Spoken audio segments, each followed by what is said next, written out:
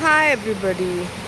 I'm there amidst deep forest in the southwestern part of Karnataka, part of the Western Ghats area. So I just wanted to show something I found here. I mean, some of you may know about it, but just telling you.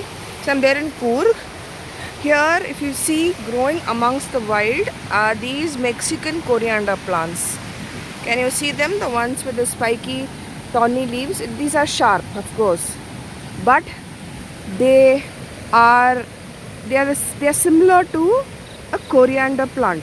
Okay, so this is grown in the wild, and most of the Kurgi cuisine they use them. Even I have it at home, and I use it when I don't have coriander with me. The taste, the flavors are intense and pungent.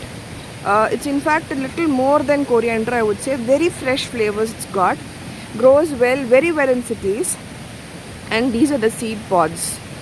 So once these grow, you'll have to pinch it off. But when you want seeds to propagate, when you want seeds, you just have to let them grow, and these will become tiny pods.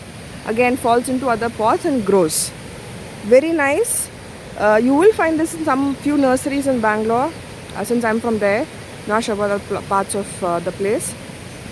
But if you see them, do not leave them. These are again gifts in nature. When you just look into it a little deeper, you will get to know these. So Mexican coriander, it's called kaadu kothambari. Kaadu kothambari, and yeah, very nice. So I've got a few handful of them with me. So when you're visiting Chikmagalur or Coorg, you will find this around. So make sure you take them, and it's just growing here. It's not that somebody has planted them. Grows very well in the wild, and of course you can put them in pots and you can grow it at your house.